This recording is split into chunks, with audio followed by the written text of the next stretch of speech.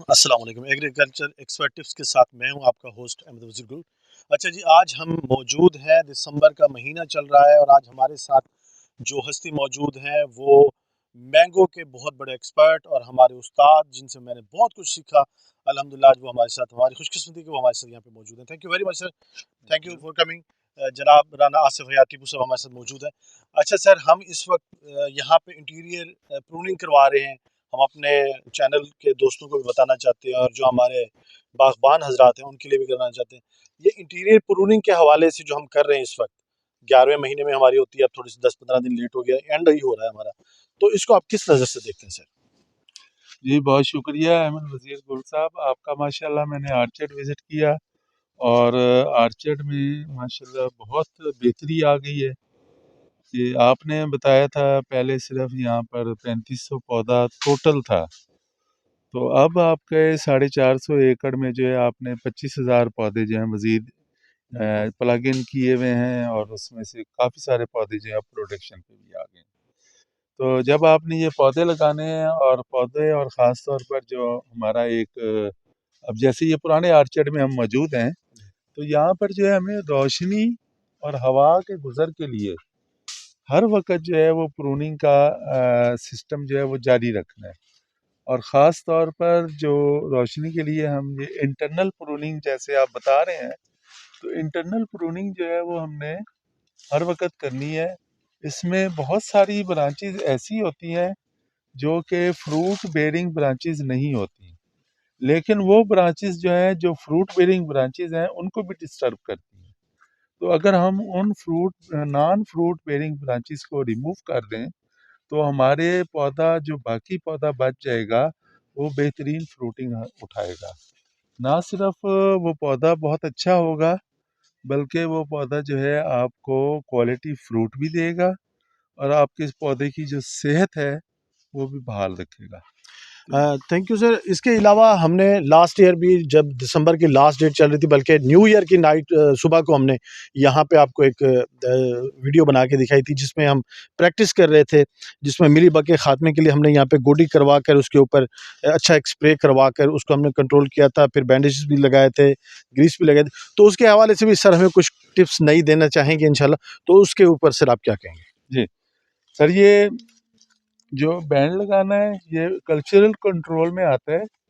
इसका एक cultural control है, एक कल्चरल प्लस बायोलॉजिकल कंट्रोल है और फिर एक केमिकल कंट्रोल है। तो मिलीबग को हम तीनों तरीकों से ही कंट्रोल करते हैं। जैसे ये इन्होंने यहाँ पे ये बैंड लगा दिया है और इसके बाद जो है हमने अब ये जगह जो है इसको हमने साफ़ करना है। इस जगह को साफ़ करके और फिर यहाँ पे हमने गोडी करनी है। तो जब हम गोडी करेंगे तो गोडी करके जो इसके अंडे हैं यहाँ पर जिन्होंने बच्चे अब निकल रहे हैं या बच्चे भी निकल रहे होंगे साथ-साथ, क्योंकि ये मौसम है इस वक़्त मिलीबग का। तो इसको जो है कंट्रोल करने के लिए यहाँ पे सारी हमने गोडी कर देनी है। गोडी करेंगे तो इसको परिंदे आके जब हम खाएँगे या कोई इसके जो प्रीडेटर्स हैं वो खाएँगे आकर, तो इसको हम कहेंगे ये हमारा बायोलॉजिकल कंट्रोल है। और जो ये हमने ये लगा लिया ये हमारा कल्चरल कंट्रोल है और इसके साथ-साथ जो हमने गोडी की है, तो ये भी हमारा कल्चरल कंट्रोल में आ गया है। इसके साथ ही हमने तीसरा मेथड भी यूज़ करना है, वो है हमारा केमिकल कंट्रोल। तो यहाँ पे मेलाथियान की आपने डस्टिंग करनी है और मेलाथियान का आपने स्प्रे भी करना है। आपने तनों पे भी स्प्रे करना है, नीचे भी स्प्रे करना है और इसी के साथ-साथ अगर तेले के लिए आपको ज़रूरत है, तो तेले के लिए भी आपने ये स्प्रे करना है। जी सर। अच्छा सर, इसके अलावा आपसे, क्योंकि आप दिसंबर में ही तशरीफ़ लाए हैं हुँ। यहाँ पे, तो हम अपने बागबान के लिए एक छोटी-सी एक और भी कि हम ऑर्चर्ड से पिकिंग के बाद हम अपने बागात को भूल जाते हैं। हम हुँ, जाते ही नहीं उस तरफ। हम कहते हैं फिर फ्लावरिंग होगी तो फिर देखा हुँ। जाएगा। तो जिस तरह ये दिसंबर में भी हमारी यहाँ पे आपको प्रैक्टिसेस नज़र आ रही हैं, लेबर्स हमारी लगी हुई हैं। इस तरह की कोई और आप जो इस दिसंबर या आने वाले जनवरी में जो हमारे लिए एक नायाब सी कोई टिप्स हो? हाँ, ये आपका सवाल बहुत अच्छा है। मैंगो जो है ना, एक मैंगो का पूरा कैलेंडर है और मैंगो का जो कैलेंडर है, वो फिनोलॉजी ऑफ मैंगो के ऊपर जो है, वो डिपेंड कर रहा होता है।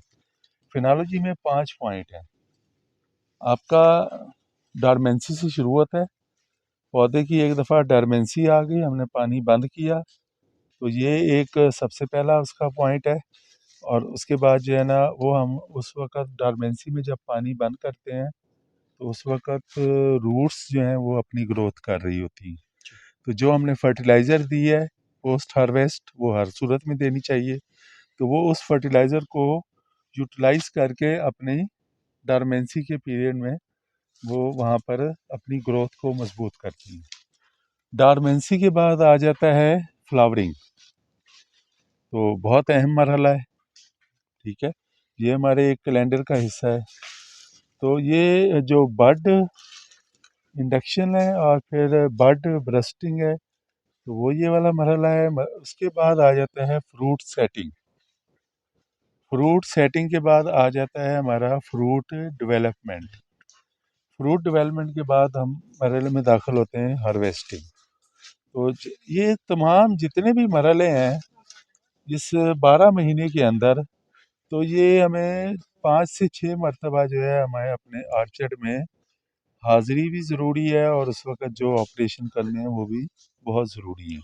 अच्छा सर, अभी आने वाले टाइम में क्योंकि मुख्तलिफ ख़बरें भी चल रही हैं कि कोहरा पड़ने वाला है, उसके लिए कोई हमारे बागबान हज़रात को बिलखसूस और ख़ास तौर पर उनको जो हाइडेंटिटी के ऊपर जिन्होंने बाग लगाए हैं, जिनकी हाइट बहुत छोटी है, उनके ऊपर कोई ख़ास तौर पे कोई कोहरे का जो सबसे बेहतरीन इलाज ये है कि उसको आप कवर करें, नंबर 1। नंबर 2 जो है, जब कोहरा नाइट्स हों या जब आपका 20 दिसंबर आ जाए, तो फिर आप एक पानी ज़रूर लगा दें। अगर जिन आर्चर्ड में पिछले साल भी शदीद कोहरा था और उसका बड़ा डिवास्टेटिंग इफ़ेक्ट था, उसके बावजूद जो है जिन आर्चर्ड में पानी लगा हुआ था या जिन आर्चर्ड में थोड़ी सी फसल भी थी, पानी लगा हुआ था, तो वो जो है महफूज रहे। अच्छा, जिन लोगों ने बोरी इस्तेमाल करनी है, वो गट्टू इस्तेमाल करना है, तो वो ख्याल करें कि वो गट्टू जो है पत्तों के साथ नहीं लगना चाहिए, नंबर 1। नंबर 2 जो